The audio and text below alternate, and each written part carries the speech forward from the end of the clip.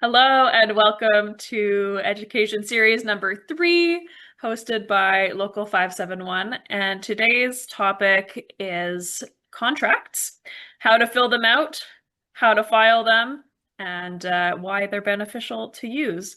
I am Julia Jordan. I am the Director of Operations here at Local 571, and I'm joined today by, David Owen. what's your position, David? Oh, I'm the president of Oh, L571. interesting. I would have never guessed. Wonderful. And so David's going to start us out with a little bit of contract information, and then we'll turn it over to my presentation after. Great. Thank you. Thank you, Julia. So I'm just going to run through a few general contract principles so that we're all on the same level of understanding. A lot of times people think certain promises made amongst musicians and employers are actually contracts, and they're not. They're sort of expressions of interest or many other things, but they wouldn't be legally enforceable if something went sideways with them. So a contract is at its most basic level, it's a promise to exchange something of value. So, for example, I want to hire Julia, who's a great opera singer, to come and sing at my 100th birthday party. I would say Next year, right? yeah, Okay. right, next year. So, Julia, are you interested in coming to sing at my 100th birthday party? And Julia would say, What day is it?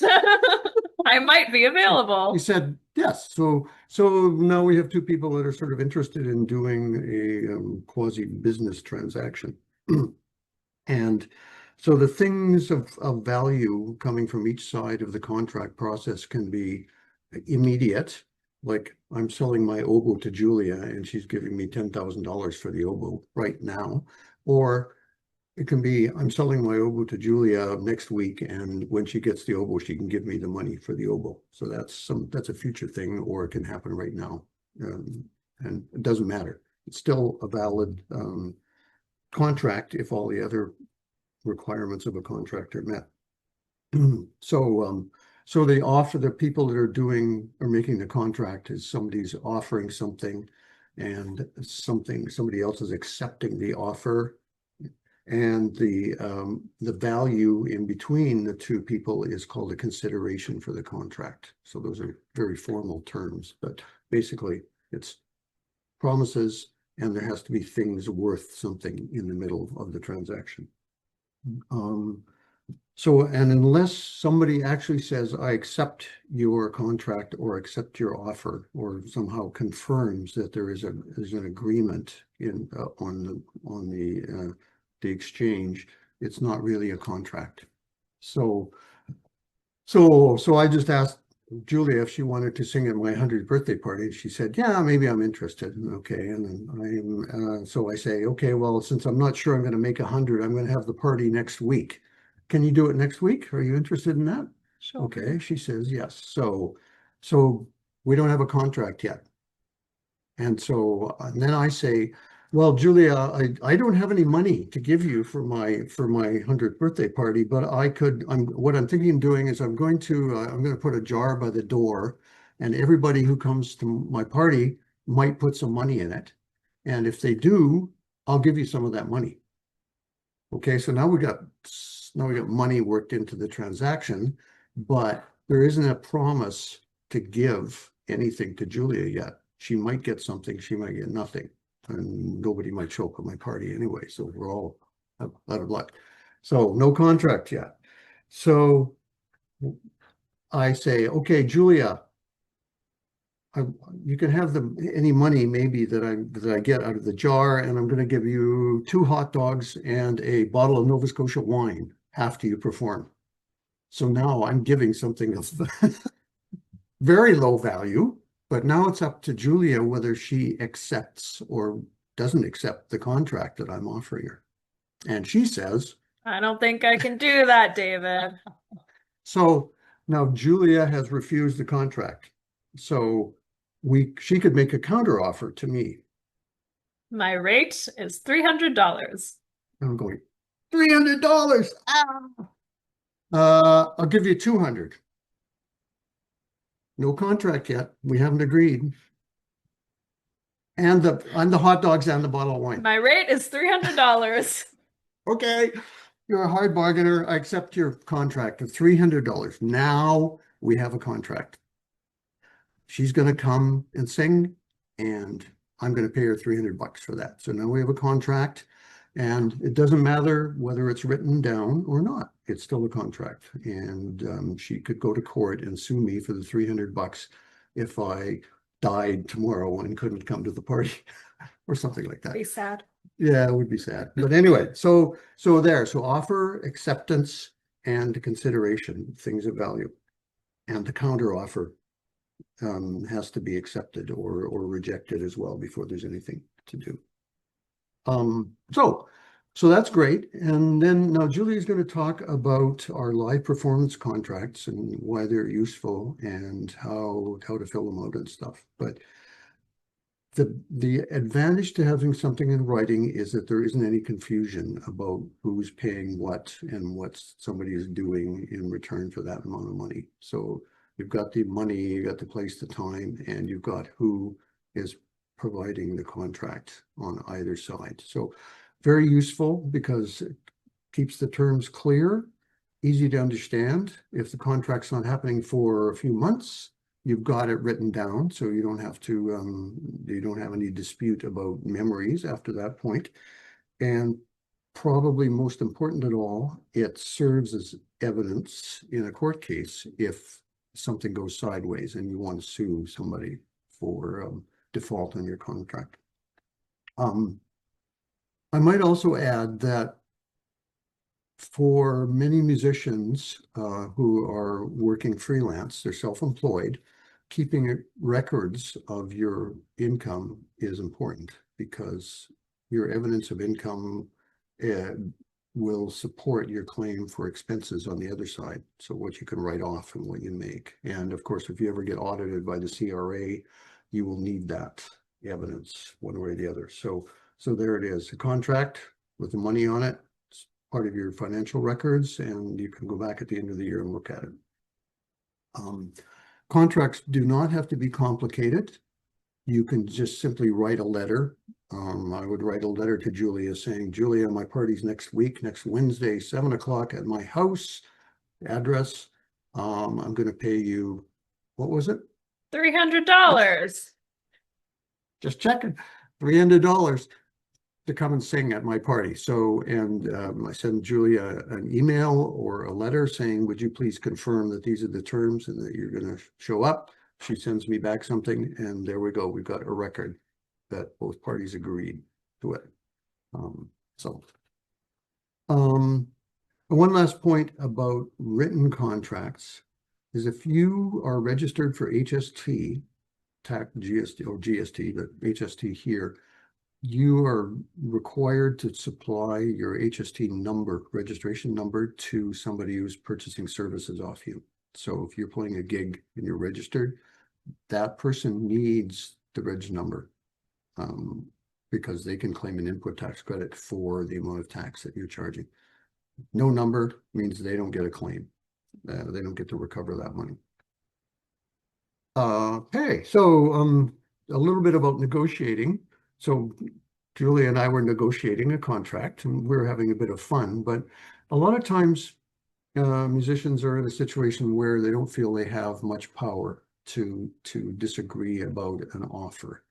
And I think it's important to remember that the contract is formed by two people who both have something the other wants. So the musician wants work, the bar owner or whoever, or me with my birthday party, needs somebody to entertain. So there's a mutual need for an agreement to settle the terms of the contract. So, I mean, it feels awkward sometimes to negotiate, but you don't have to be unprofessional or angry about it, but you can ask for what you want.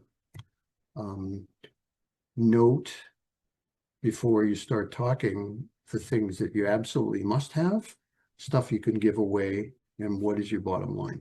Because if you don't know what is too little to work for, then you'll be working for a lot less than you should, I think. Um, One other point about contracts and writing is to be sure who you're contracting with. So Julia, 300 bucks, you're going to do my party next week. Great. But this is costing me a lot more money than I expected. So would you mind if I ran it through my wife's company? You'd still get the 300 bucks. It's no problem for you. But is that okay with you? I'd prefer if you signed the contract since it is for your engagement. That's right. So all of a sudden, I've introduced another person, entity, business into the contract mix. And so I'm contracting with Julia, but somebody else is paying. And if somebody else doesn't pay, what do we do? Because then an issue about who actually was responsible for paying the contract. And this is something that happens quite frequently in informal business arrangements. And we've had a couple of cases of this in our local using our contracts where there was some confusion about whether it was an individual person signing a contract or whether it was a business and company signing the contract, responsible for the contract. So very difficult to sort out. So be clear about who you're working with. Let's see. Lastly, sometimes you'll be faced with what's called a standard form contract, which is basically a contract that's pre-printed, that's handed to you by somebody, and they say, this is what we always use, sign it, and we're good to go. Standard form contracts are the contracts that other people want you to sign, and they are not necessarily and probably are not set up to benefit you in the same way as they benefit the person handing you the contract. So read contracts carefully. If you don't know, don't understand, ask somebody else, or do a bit of research, or call us to ask about contract terms.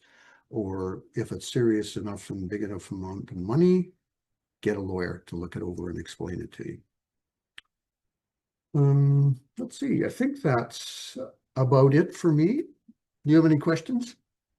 What are you gonna sing at my party? That's what I want to know. It's going to be a surprise. Does anyone in the audience have any questions thus far about what David was talking about? I do. Yeah, go for it, Chris. In regards to HST or GST number being on any sort of documentation, if you use one of the AFM contracts for live work, and the contract exists for the gig, but you also provide an invoice after the gig to the party, does it have to be on the contract or can it just be on the invoice? I think it can be on the invoice, but if you've got multiple musicians with multiple registrations, then you have to make sure that everybody's number goes on there. So whatever the name, the reg number should go with the name somehow, somewhere on the paperwork. And it doesn't have to be an official receipt, but they have to have a record of a registration number to get the tax back from the government. So if they do that, yeah, some businesses don't. I mean, and some people wouldn't care either way. So, good question. Good question. Yeah. Anything else? Otherwise, I think we'll move on. May I take center stage, David? You may. I'll roll myself to center stage, and David could give me some side eye in the background, wherever you're going. Going over here. Okay, sounds good. All right, so we're coming to my portion of the presentation, so I'm gonna share my screen. I made some slides because I like me some slides. Okay, and can I just get a nod confirmation from either Brad or Chris that you can see the slides? Yes, okay, I'm seeing some nods. Love that. Thank you. Okay, so our emails are there on the screen. If anyone is needing to contact us, please do. Very happy to talk about this or anything further. So it's hosted by me and David, and we're from AFM Local 571. And this is the presentation that you're attending. Amazing.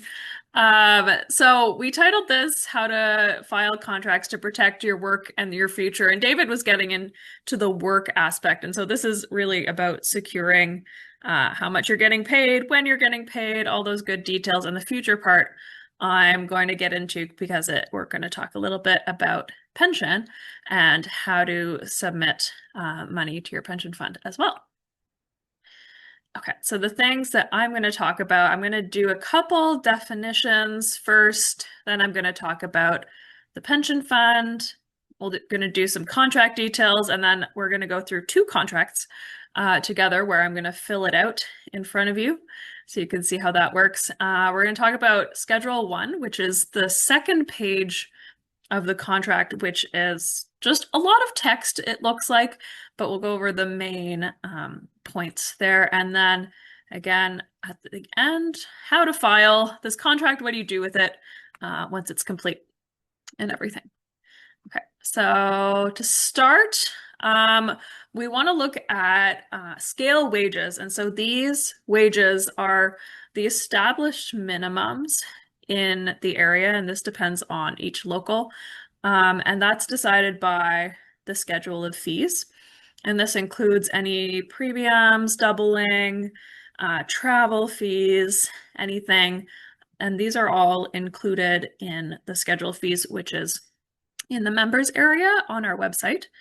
Or you can always email me and I can send you our current schedule of fees. And just note that all the numbers in the presentation are from our current schedule of fees as of today, October 7th, 2025, and that they may change into the future, but this is what we have right now.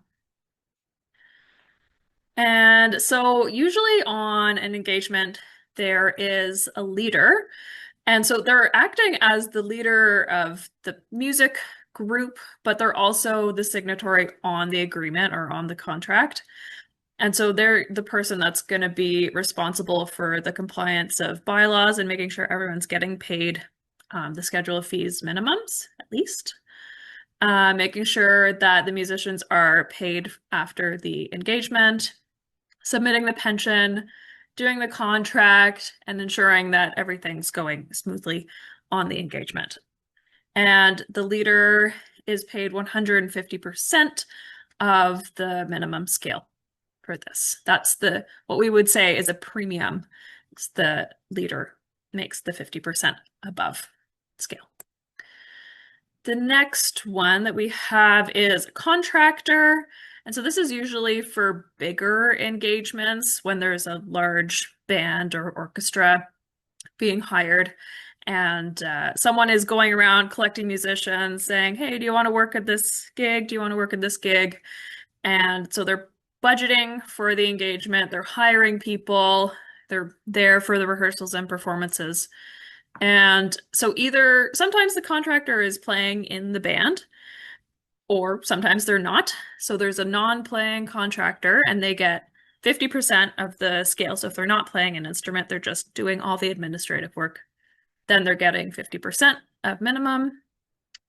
And the playing contractor gets 200%. So it's basically double whatever the scale is for doing all that admin work and then also for playing, of course. And there's this note that the premium that we're talking about here only applies actually to the first 3 shows in a series. So if you're doing a 6-week long show, it only applies to the first 3, that premium, because theoretically all the admin work is done at that point.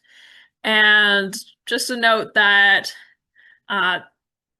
you can have either a contractor or a leader, can't have both at the same time.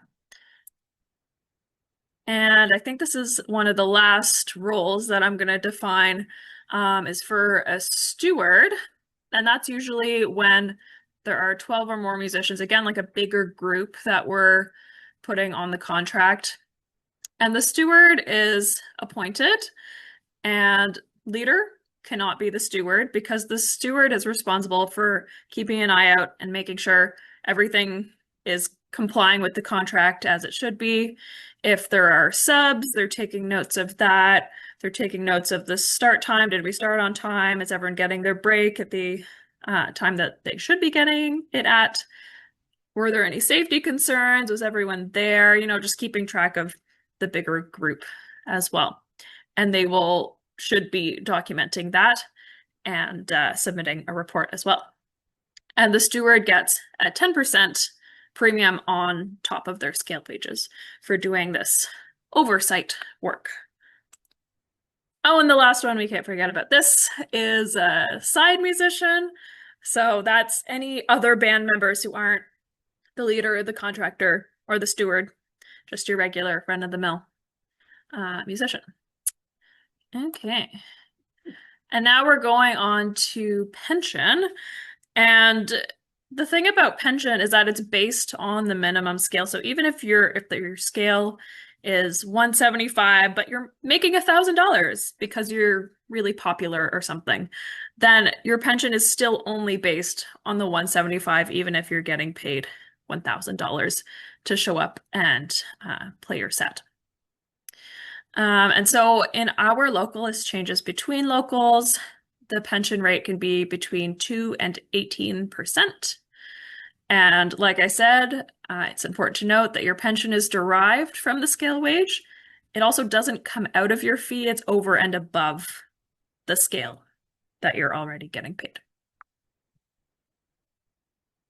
And here's just an example of what that would look like. So let's actually start with the side musician because that's the base rate of 175, like I said. We can do between 2 and 18% for the pension rate. I like to choose a 10% because it's nice, clean numbers.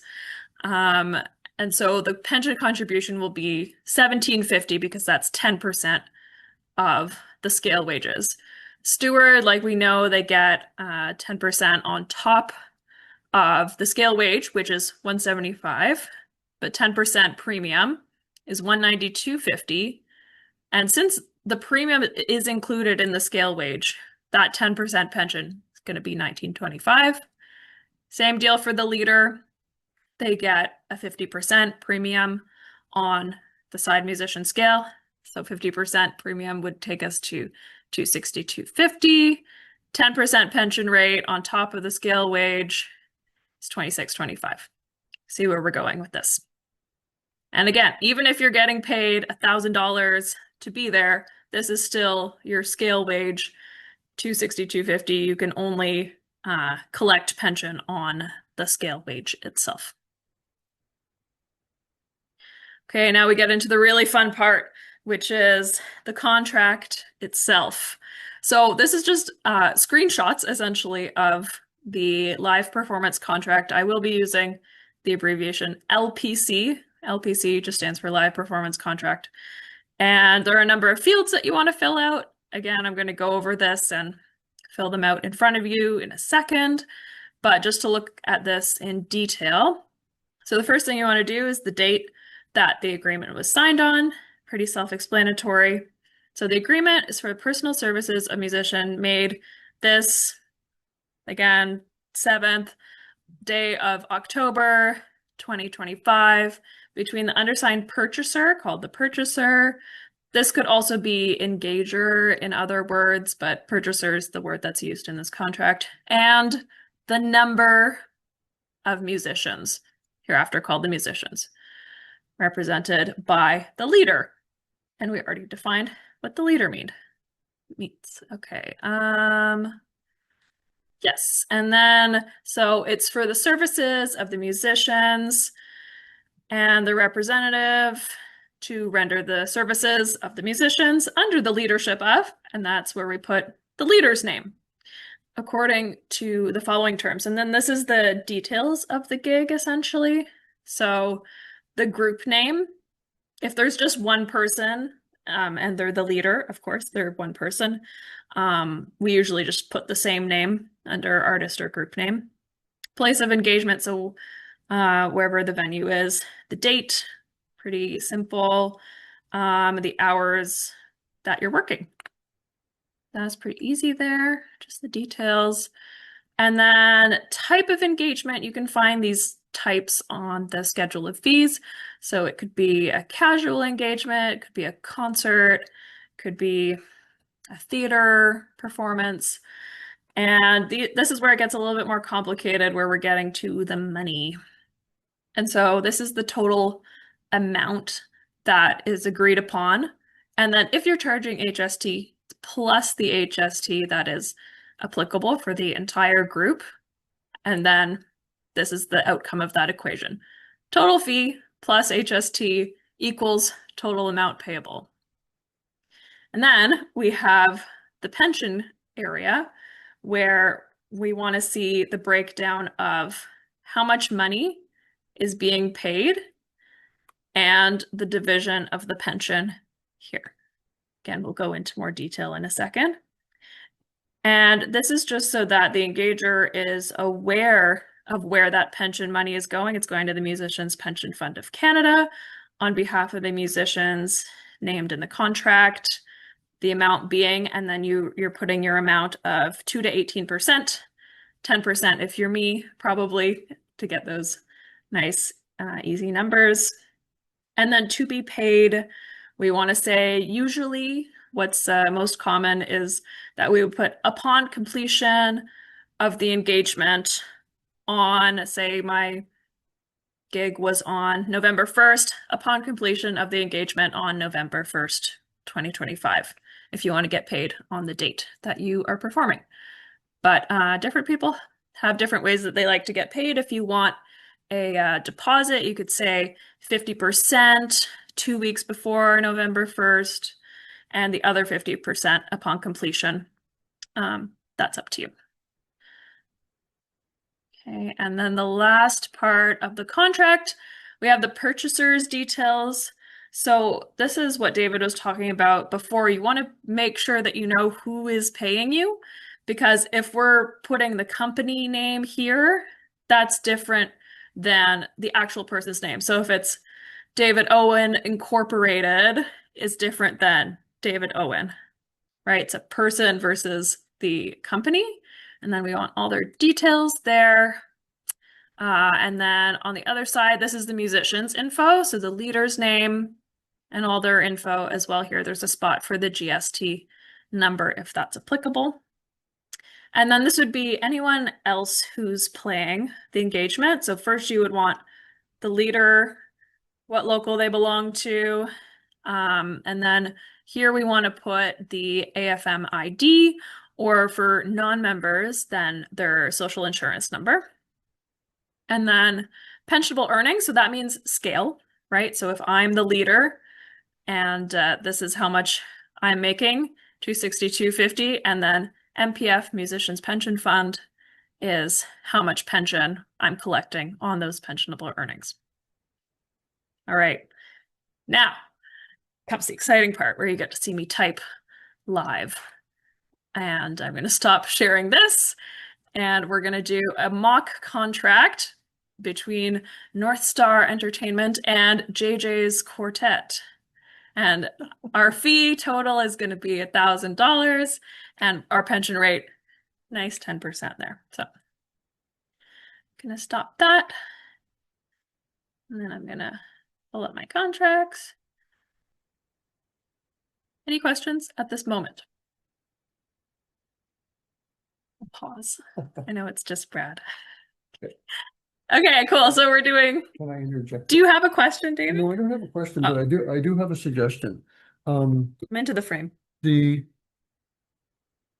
think almost all of the contract disputes that we've had over the past few years have been because the purchaser, engager, defaulted in some way on the contract, and the gig didn't go ahead. It wasn't that people played and then didn't get paid. It was mostly that the contracts, the engagement itself was canceled. And also in most or all of those cases, there was no deposit accepted before the contract. So it depends on you and your relationship with whoever's engaging you. But if you can, I would suggest it's always better to get some kind of deposit before you play. Like on signing of the contract, get a couple $100 or half of the value or whatever, just something, so that if things do go sideways, you're not out of pocket and you don't have to wait a year and a half to fight it out in court, because that's how long it will take to get a court resolution for a contract dispute. Okay, so. Thank you. And that's what you can put in the to be paid category. Yes. Okay, now I'm going to share once again. And here is our beautiful live performance contract. Okay, so we're going to fill it out in real time. This agreement is made on this day, which is the 7th of October, 2025. Good so far. It's my quartet, so we're going to have 4 musicians. So the total number of musicians, including the leader, it says there. So make sure we're doing that. Under the leadership of me, Julia Jordan, and the group name is JJ's Quartet. Cool. The place of engagement. Ooh, I didn't decide on this before. It'll be the Westin Hotel. Because I'm very fancy. Fancy. I know. And then you would put the address. I don't have it offhand, but whatever that is. Date of engagement, November 30th, 2025. And our hours of engagement, let's say we're doing 7 to 10 p.m. That's fine. I already put that it's a concert. So that's our type of engagement. And then what I like to do is actually leave it here. Once we have all the details here, then what we actually want to do is scroll to the bottom. And this is what I like to do first before doing all this, this math in here. So I already have my band set up.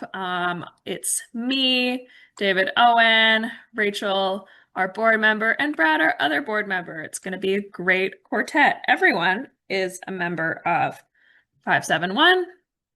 And then we just want everyone's AFM IDs. I don't know mine offhand, so I'll just put 7 numbers in there.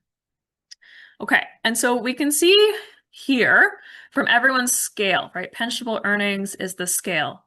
Everyone's making 175 here because these are my side musicians and I'm the leader, so I get that extra 50% premium there. And then you can see the 10% pension that's happening here. So me as the leader, I'm going to say that our fee is $1,000 to do this engagement. No one's charging HST and so I'll just put little dashes there. And so this is pretty simple. Our total amount payable is $1,000. This is where it gets a little bit tricky because we need our calculator for this. They're paying us $1,000 total, but not all of that $1,000 is going to us because some of it's going to the pension fund here. So what we want to do is add up how much is going to the pension fund, which is based on the scale wages that we have there. That's why we did this part ahead of time. So we have 26.25 plus 17.50 plus 17.50 plus 17.50. So actually we have 78.75 total, which is going to the pension fund. So I'm going to put that amount here because it says the amount payable to the musician's pension fund by the leader on behalf of the purchaser. So this is what? 78.75. And that's me adding all these numbers here. That's going to the musician's pension fund. And what we want to do now is take away 78.75 from the total amount payable, right? Because that's what they're handing us a check. Here's your $1,000 for doing the engagement. And this is how much of that $1,000 is going towards our pension.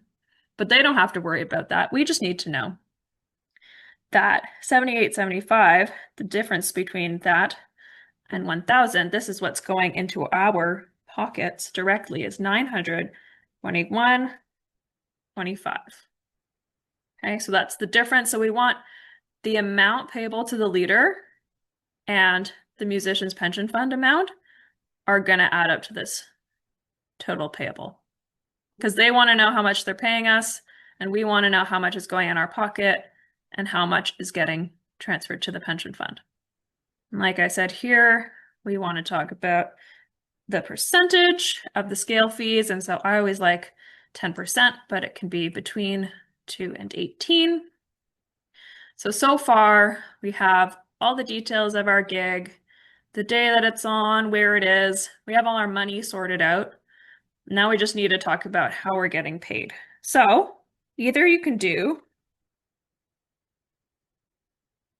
so upon completion, or on November 30th, if you just want to get paid on the day when you finish the gig, or if you want to do a deposit,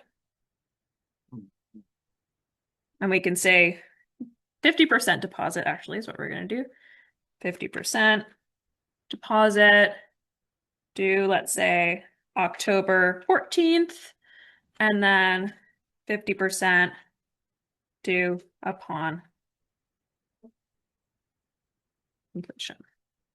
Okay, so that's up to you. It's always a decent idea to get a deposit, but not always necessary. And then we'll have the purchaser's name here and all their info. This is going to be whoever's representing the Westin Hotel. And in this case, if it's the hotel that's hiring us, it's the hotel that's going to be signing. And so that's a little bit inevitable that the company is going to be signing for us. And that's who's on the hook to get us our $1,000. And then I'll have my info here, my address, phone number, email. No one's charging GST again, so we can put a couple slashes there just to know that that's blank. And then everyone's from 571. And then everyone's going to have their AFM IDs here. And then it looks pretty much complete. Questions at this point? I know it's a lot. That's why we're recording it, so you can go back and listen again. And then this is schedule 1 that I mentioned before. Again, little scary, lots of text, but I'll go through it in the presentation, paragraph by paragraph, so we know what's happening. First, before we do that, I did want to do a live performance contract for something a little bit different. And so you may not know that you're able to file a live performance contract for music lessons. And this works for teaching. I know a lot of musicians are teaching, so this is very useful to a lot of people, and you can submit to your pension from it. So what we're going to do is, today is the 7th of October, 2025. Under the leadership of, it's just me who's teaching. Again, it's just me.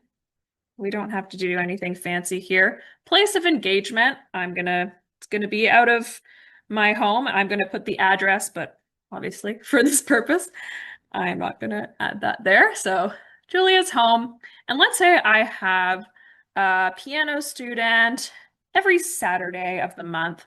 So we're gonna do October 4th, 11th, 18th, 25th. Okay, and so what you can do is do one contract per month. So you can, do it in a big batch, or you can do it individually,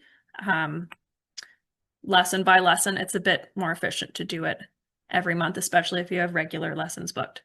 Okay, and maybe they're taking a lesson from 1 to 2 p.m. and then we can put monthly. Okay, great. So again, we're going to skip down to the bottom. This is my info. And this is my AFM ID, which I don't know offhand. Terrible.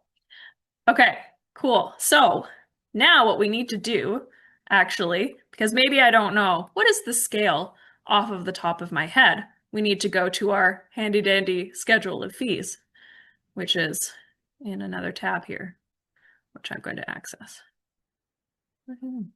Okay, well, this is the local 571 schedule of fees. And this we need in order to determine our pensionable amounts. So in here, we're going to look up teaching. That's just a Control F. And let's see, what does it say for music education, teaching, workshops, seminars? The scale is hourly, $50 per hour. Perfect. So now we know what our scale fee is because we looked it up in the schedule of fees. And so we have 4 lessons in October, each 1 hour. So our pensionable earnings are going to be $200. It's $50 per hour. And again, we're going to do a nice 10% of that scale fee. And so that's going to be $20, and that's $5 per lesson. Cool. And let's say for 4 lessons, my fee that I like to charge is $80 per lesson. So we're gonna do 80 times 4. That brings us to $320. Again, I'm not charging HST, so the total payable is $320. And then we got to do our little bit of fancy math here. So we already know that our total pension is going to be $20. I'm going to add that. And then what is the difference between, I almost got my calculator. What's the difference between 320 and 20? It's 300. So again, we're breaking down how much is going into my pocket and how much is going to the pension fund. That's 10% of the scale fees that we looked up in the schedule of fees. And then this to be paid, I have personally my own teaching contract that says we're going to pay on the 1st of the month for the entire month. I have my own cancellation policy. So if you're running your own studio, that's something you definitely want to consider. So I'm going to put what my policy is, and then by e-transfer maybe. All right, 1st of the month, and we already know that it's getting paid in a lump sum. They've already signed my specific teaching contract, so they know what the terms are. And then the student is going to sign here, or if they're a minor, then their parent is going to sign here, put all their info, and then this is going to be my info here with no GST number. Questions at this point? We're good. Okay, Brad's on it. Awesome. Okay, so those are the 2 contracts that I wanted to do. Again, if you have your own specific teaching contract, you want to attach that as well. And then if you, for here, we have the deposit that we're doing just for a little bit of extra security. Okay. And then we're going to go back to the presentation. Finish this up.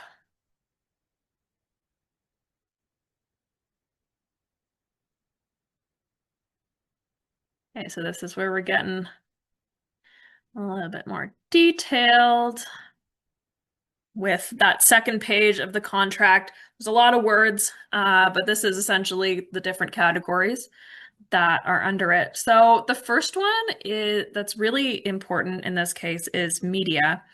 So if I'm going to go play my concert at the Westin Hotel, I don't want anyone recording that entire concert, all the work that I did, and then posting it somewhere for everyone to see. Maybe if the Westin Hotel is like, oh, we really want to record this so we can do some promo, that's a no-go. We don't want any broadcasting, recordings, reproductions, transmissions of the concert itself, of the music.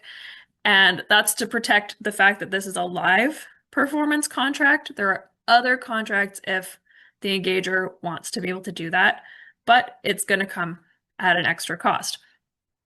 So this is specifically a live performance contract.